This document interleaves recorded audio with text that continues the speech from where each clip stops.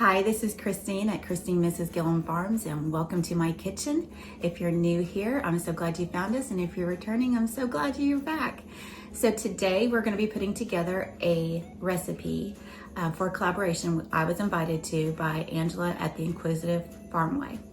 It is called Dipcember. I believe this is her second year of hosting this collaboration and my first time to participate.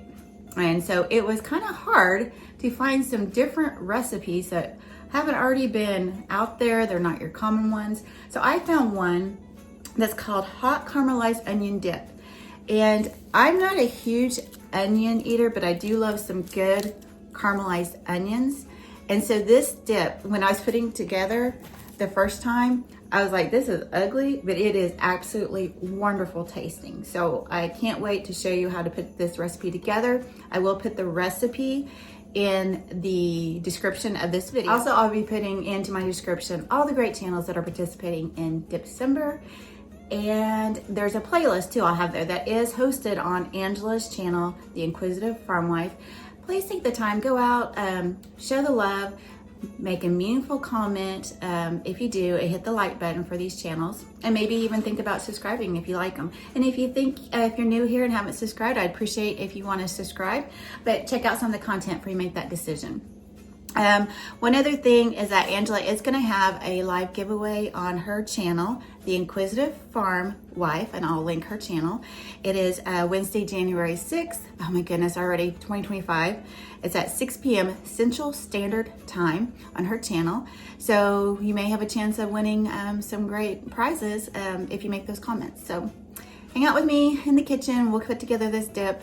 And again, it's not pretty, but it sure is good.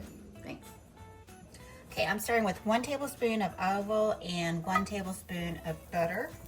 And I've got that on a low heat in my skillet. I'm gonna let that melt, and then I will add our onions and we'll go from there. And I'm gonna let them saute for 5 minutes just by themselves and let them get welted, sweat out, whatever you wanna call it. Just low and slow is the name of the game, which sometimes is hard with a cast iron skillet.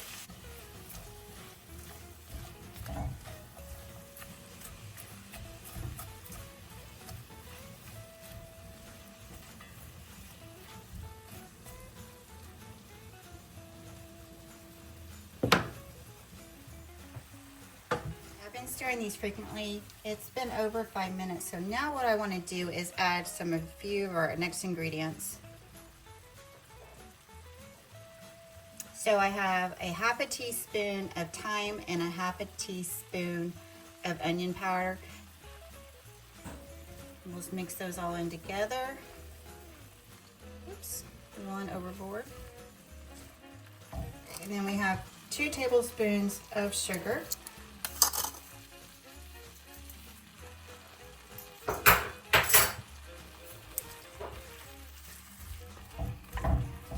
I'm gonna mix that in good, and then I'm just gonna walk away. I'm not gonna walk away, but I am gonna monitor this. We'll just let it do its thing. Keep an eye on it, stir often. And I'll bring you back through different stages. That way I don't bore you while we're waiting for this to caramelize. Just keep an eye, don't leave your stovetop.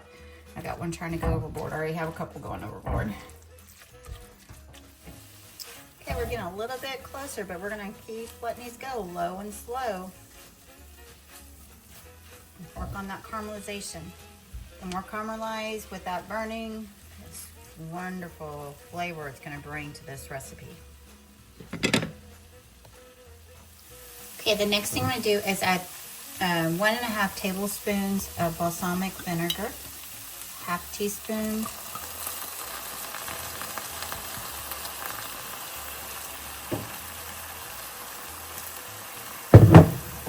Good stir and let the onions absorb that balsamic vinegar. And then we're going to pull this into a different dish and stir our mixtures of the rest of our ingredients. Smell-o-vision would be very helpful here right now. Very yummy. Put our onions in here.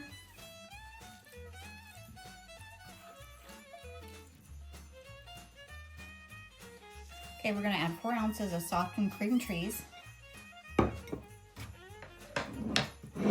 half a cup of sour cream. Get all this goodness in there. So I'm gonna grab a spatula. We're gonna add half a cup of mayo, royal mayo, or 3/4 of a cup of milk. I seem to be making a huge mess here. Okay, may not look appealing at this moment, but I guarantee it's gonna be scrumptious. Okay, now we're gonna add 1 tablespoon of minced garlic. I'm gonna do 1/4 of a cup of shredded or grated Parmesan cheese. Mix that up. Or add that to it, and then we're gonna add black pepper. I'm gonna grab my black pepper. Okay, 4 teaspoons of black pepper, and then a half a teaspoon of red pepper flakes. Okay, next thing we're going to add is, it should be 4 ounces or half a cup of brie. I do not have brie, so I'm gonna put in 4 ounces of shredded Gouda. The original recipe does, like I said, calls for the brie, or you could use another 4 ounces of cream cheese. Okay, we're gonna mix this in good. I will have the recipe, the original recipe, in the description of this video, and then I will add in my changes to the recipe that I have in here. Just make sure it's all incorporated well, and then we'll get it ready to go in the oven. Okay, last thing I'm gonna do, I'm just gonna clean up the sides a little bit because I'm gonna go put this directly in the oven. That way I reduce the number of dishes that I use up. And then I'm gonna top it with my shredded Gruyere cheese. Never can say it right.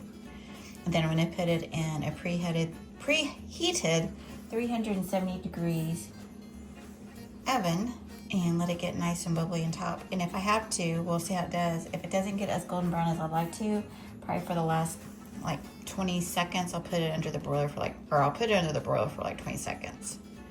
Right. Then we'll start on our crostinis.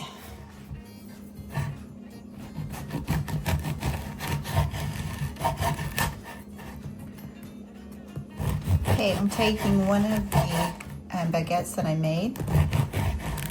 That's in a video that'll be coming out soon. We're gonna make these into crostinis, which is basically just laying down these medallions of the bread on a cookie sheet, putting olive oil and some salt. Either you could do kosher, but I'll do sea salt, some sea salt on them. That's all I'll need. These will be great for dipping in our dip.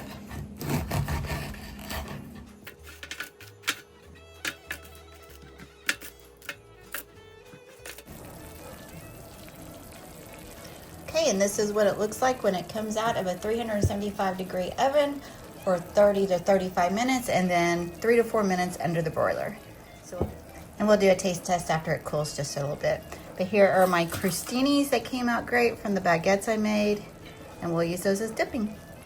I've got some of the crostinis that I made from the baguettes that I made homemade the other day. And so I'm just gonna take a little bit of this. It's got a creamy texture on the onions, but it's sweet, but it's not too sweet. I'm telling you, it's not pretty, but it's very tasty. So let's take a bite. Okay, besides using, you don't have to use the baguettes, little crostinis. You know, you could use celery, any kind of vegetable you want. Perfect for dipping in this. I would serve it warm, not boiling hot, but definitely warm. It may even be good room temperature. I'm gonna let it cool down to room temperature and try it. Just give it an opportunity. It is very scrumptious. Again, it's not pretty, but it sure is good. So I want to thank you for watching, hanging out with me. I also want to thank Angela at the Inquisitive Farmwife for inviting me to this collaboration. Don't forget that there are channels all throughout the month of December that are posting a video. Go out and check them out. Maybe you'll come up with some great ideas for your December holiday activities. And don't forget, Wednesday, January 6th at 6 p.m. Central Time is the live giveaway on the Inquisitive Farmwife. And what else do I have to say besides Merry Christmas, God bless you, and see you on the next video.